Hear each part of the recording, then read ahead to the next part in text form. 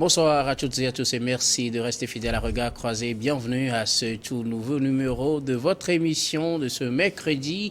4 sujets encore au menu. Comme d'habitude, cette fois-ci, nous allons commencer par les États-Unis. Le président Trump est en procès au civil à New York pour diffamation et viol présumé. Nous en parlerons avec nos invités.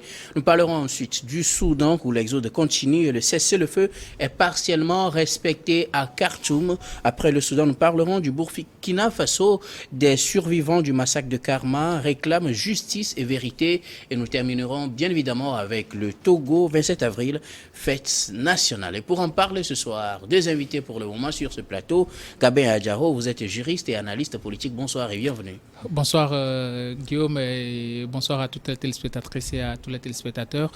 J'aimerais lancer un coup de gueule par rapport à une situation que j'ai vécue le week-end dernier. Le week-end dernier, j'étais à Kpalimé. Et comme par curiosité, je voulais voir la cascade de Yikba, qui est la cascade la plus grande de l'Afrique de l'Ouest, avec une chute de plus de 80 mètres d'altitude. Et la voie qui y mène, sincèrement, il faut être très courageux pour y aller, alors que c'est un site touristique assez prisé par les étrangers, parce que sur la voie, il y avait plusieurs Européens, plusieurs nationalités, même des Togolais qui voulaient y aller. Certains même ont rebroussé chemin parce qu'ils ne pouvaient pas y aller. Si tu fais erreur, que tu glisses un peu, tu tombes carrément dans les ravins et tu serais récupérable. Donc, j'aimerais inviter les autorités, surtout le ministre du Tourisme, à y faire un tour et surtout essayer de faire comme ils ont fait pour la cascade de Womé aussi. Merci beaucoup. Je crois que le message est entendu par qui de droit. Face à vous aujourd'hui, Firmin Teko Agbo, vous êtes chroniqueur politique et directeur du Centre de recherche et de géopolitique internationale. Firmin Teko Agbo, bonsoir et bienvenue. Bonsoir Guillaume, merci de m'avoir invité. Et voilà, nos deux invités nous seront rejoints, si tout va bien, par un troisième invité au cours de cette émission. Nous commençons donc avec le tout premier sujet, direction les États-Unis. Trump en procès au civil à New York pour diffamation et viol présumé. L'ex-président américain Donald Trump est accusé mardi devant un tribunal civil à New York d'avoir violé une chroniqueuse de presse dans les années 90. Accusation contestée par son avocat.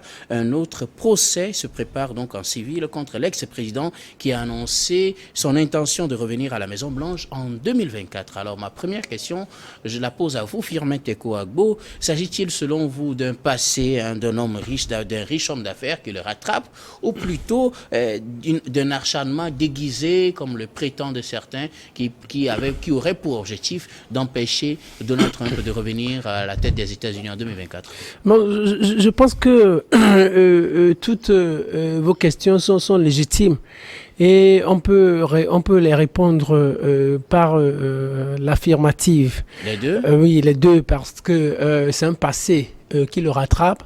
Quand on cite un certain nombre de choses, quand on parle de Stormy Daniels, cette fille, cette actrice de film X, avec qui il a couché en 2006 et avec qui il avait donné de l'argent en 2016 lorsque la fille voulait en parler, c'est un fait réel. Quand on parle aussi de cette affaire judiciaire relative à 34 fraudes fiscales, quand on parle aussi de l'assaut de Capitole du 6 janvier 2021, moi je pense que ce sont des faits qui sont réels, c'est un passé qui est en train de le rattraper. Et quand on parle aussi de cette affaire de la journaliste chroniqueuse, cette affaire que la dame, la journaliste Madame Jean-Carole avait sortie en 2019 parce que les faits étaient prescrits. L'affaire n'avait pas connu une suite favorable parce que les faits étaient prescrits. Donc ce sont des faits réels, des faits qui existent. Donc on peut dire simplement que c'est un passé qui le rattrape. On peut maintenant parler aussi d'acharnement dans la mesure où ces affaires-là, quand on les avait fait sortir à l'époque, ça n'avait pas connu un dénouement heureux pour vis-à-vis des détenteurs entre guillemets ou des victimes à l'époque parce que Donald Trump peut-être était en position de force. Aujourd'hui, parce qu'il était président, il avait l'immunité. Voilà, il avait l'immunité et aussi en 2016 il voulait se présenter. En 2019, lorsque la journaliste chroniqueuse 78 ans à l'époque sortait l'affaire, il était chef de l'État et c'est président américain.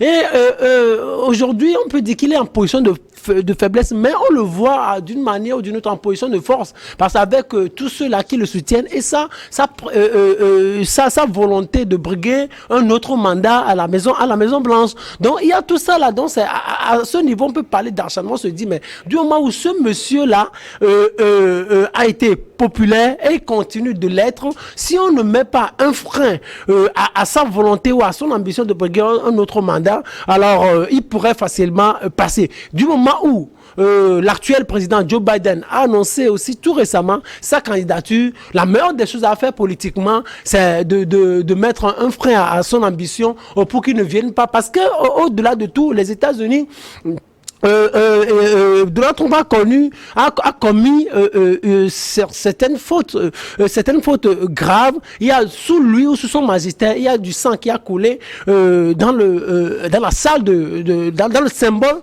de la démocratie. Ça, c'est quelque chose qui ne lui était pas pardonné. Vous parlez de l'assaut au Capitole. L'assaut au Capitole, et aussi il avait manifesté une volonté de changer aussi les résultats de la Géorgie à l'époque en 2020, il se disait on l'accusait de tentative. Quand on parle de tentative, on parle de commencement d'exécution et absence de désistement volontaire. Si on ne l'avait pas empêché, il pouvait, avec tout son pouvoir, changer les résultats de l'État de Géorgie. Donc il y a tous ces faits-là. On se dit, mais ce monsieur, il devient dangereux, on ne veut plus de lui. Et puis, comme il a de l'argent, les lobbies, ceux qui font président aux États-Unis, ne veulent plus de lui comme président parce qu'il a de l'argent, il embête tout le monde. Il faut une marionnette qu'on pourrait facilement contrôler. Et Joe Biden figure amplement et aisément sur cette bonne liste de marionnettes. Pourquoi ne pas toujours composer avec lui, donc écarter Donald Trump? Tout ce qu'on est en train de faire aujourd'hui, c'est ce qu'on voit en politique. On ne veut plus de lui. Donc il faut monter un certain nombre d'affaires. Mais je ne dis pas monter, mais il faut ressortir toutes ces vieilles casseroles pour pouvoir l'en empêcher. Pour vous résumer, c'est des faits réels qu'on remet à la surface pour l'empêcher de revenir en 2024. Vous parlez de qui mettez-vous dans le qui veut empêcher Donald Trump de devenir président des États-Unis peut-être en 2024? Non, pour répondre, je veux vous citer les hommes français le plus palpitant. DSK. Qui a empêché DSK? Qui a empêché DSK? Moi, si je vous reprends la question. J'ai l'habitude de dire que ceux qui font président, et c'est qui généralement? C'est des gens qui sont dans l'ombre et qui préparent le président. C'est les électeurs qui élisent leur président. C'est ce que nous savons dans le système démocratique. Dans le système démocratique, oui. Le peuple n'est qu'un alibi virtuel et il n'a que 25% de pouvoir. Les 75% viennent d'ailleurs. Et qui fait ces répartitions? Nous y reviendrons tout à l'heure. Gabé Adjaro, quel regard portez-vous sur la situation de Donald Trump?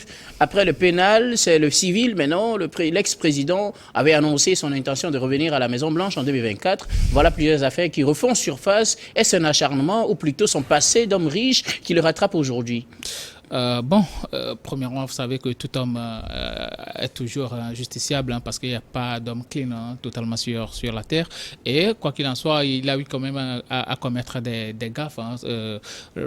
En tant qu'humain, moi je ne vais pas dire en tant que riche homme, mais en tant qu'humain, parce que c'est un homme et quoi qu'il en soit, il peut y avoir des défauts et tout. Maintenant, tout ce qui est organisé aujourd'hui contre Donald Trump, moi je le dis, c'est juste une cabale judiciaire savamment montée pour pouvoir le disqualifier et l'évincer du processus électoral qui est en cours aujourd'hui aux USA. Donald Trump, on avait vu tout ce qu'il a eu à faire et on sait très bien que c'est un monsieur qui n'a pas froid aux yeux. Quand il était venu au pouvoir, We'll Make America Great Again, avec son slogan là, il a carrément chamboulé tout. Il a quand même renversé l'ordre mondial international, ce qui fait que aujourd'hui, quand Joe Biden il est arrivé, il a renoué certaines relations avec les puissances occidentales et même avec l'Afrique. Il a commencé par renouer cette relation avec l'Afrique, ce que Donald Trump ne voulait carrément pas. Donc aujourd'hui, les États-Unis, sur le plan diplomatique, sont en train de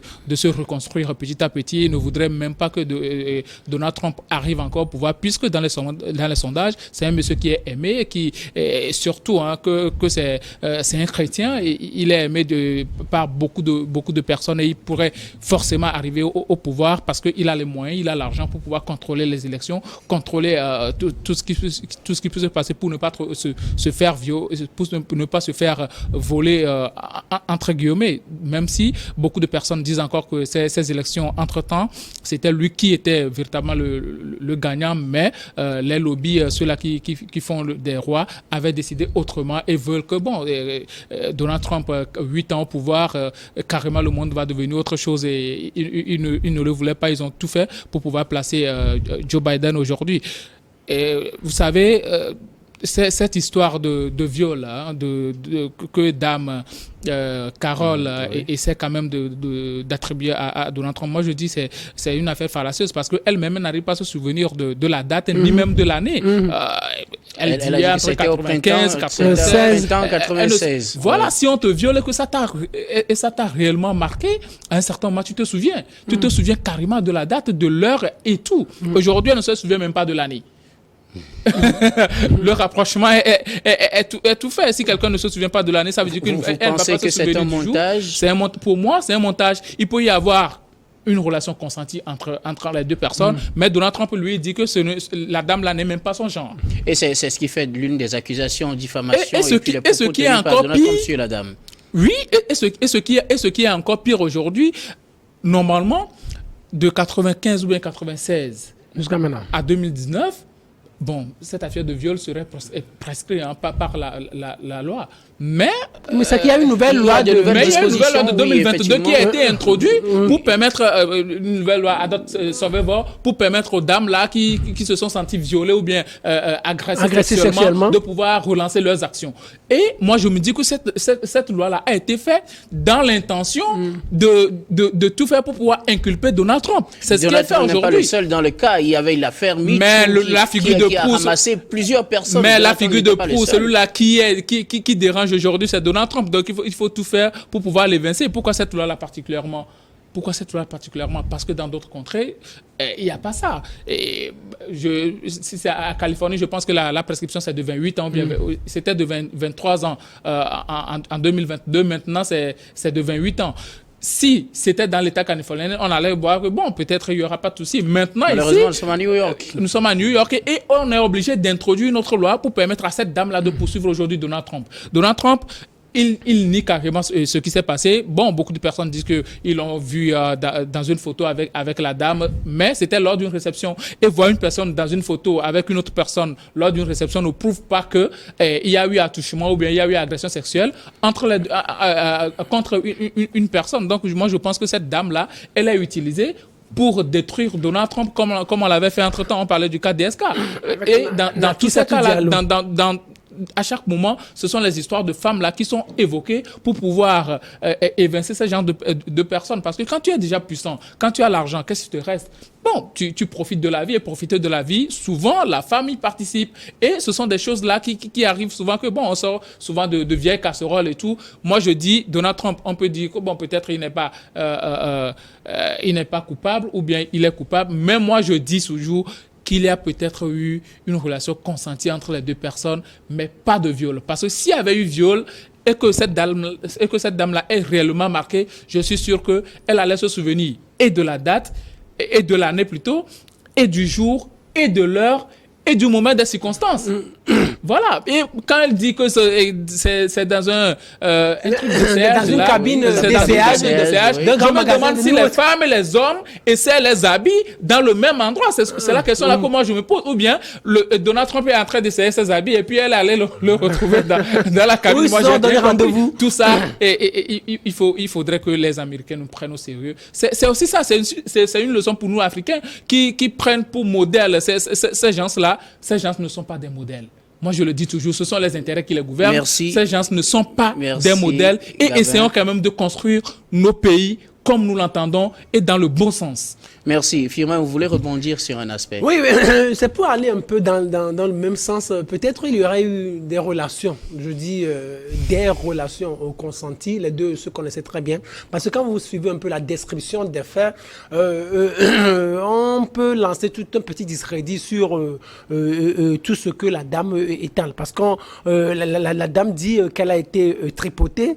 Elle a été pelotée, et puis elle a été violée. On dit qu'elle a été agressée et qu'elle a été violée. Donc, en un clin d'œil, Donald Trump a eu du temps suffisant pour faire tout cela, pour s'attribuer tous ces qualificatifs-là. Et aussi, dans une cabine de siège, c'est un grand magasin, donc il n'y avait personne autour de cette cabine, dans le magasin, pour intervenir, où elle n'avait pas la possibilité de crier, où Donald Trump l'avait empêché de crier. Moi, je me demande qu'il y a quelque chose. Mais avec tout ce que nous avons connu dans ces histoires, dans ce monde politique-là, je me disais que ça devrait être une relation bien consentante, en référence avec ce que Nafissatou Diallo aussi avait fait à DSK, parce que quand vous suivez DSK avait dit à l'époque que c'était pas un viol. Et aussi, dans l'affaire de Nafissatou Diallo, on avait parlé de fellation. Revenons sur les cas de oui, non, je voulais juste faire ce petit détour. On avait parlé de fellation. Elle ne pleurait pas, elle n'avait pas pleuré à l'époque. Elle avait laissé DSK partir et avant qu'elle ne commence pas à pleurer. Donc, ils ont passé assez de temps dans la chambre. Et aujourd'hui, après, elle parle de viol. DSK a dit il n'y a pas eu viol. Non, mais c'était parce qu'à l'époque aussi, DSK était en nette position dans les sondages, et le lundi qui devrait suivre ce week-end-là, il devrait annoncer sa candidature pour la présidentielle de 2012 en France. Sa femme, Anne Sinclair, lui préparait tout ça à l'époque. Vous pensez que c'est le même scénario qu'on reproduit maintenant aux États-Unis pour empêcher Donald Trump? Oui, c'est le même scénario. En fait, avant ces histoires de technologie, ces nouveaux moyens de technologie de l'information et de la communication, on croyait que ces faits-là étaient tellement vrais, alors que la plupart étaient montés. C'était aussi un acharnement contre pour empêcher ceux-là qui étaient en pole position pour pouvoir gagner à une quelconque élection. Donc, c'est la même chose, en fait. C'est le même schéma qu'on a dessiné à DSK et c'est le même schéma qu'on applique à Donald Trump. C'est comme ça en politique. Donc, c'est comme ça en politique. Donc, on veut empêcher Donald Trump de se positionner. Moi, je ne suis pas un fan de Donald Trump. Cet homme-là, il a voulu construire une Amérique pour lui-même, ce qui n'est pas possible au XXIe siècle. Aujourd'hui, on parle de comment on le dit, l'Amérique doit s'ouvrir. C'est parce que quand l'Amérique s'ouvre, elle a la possibilité de faire des commerces avec le reste du monde. Donald Trump voulait construire un monde pour se recroqueviller sur lui-même, ce qui n'était pas admissible à l'époque. Et c'est pour ça que selon vous, on l'empêche de se présenter. Oui, c'est pour cela qu'on l'empêche aussi. Toujours à être déterminé. Merci en tout cas pour vos analyses. Nous marquons la pause, puis on revient pour la suite.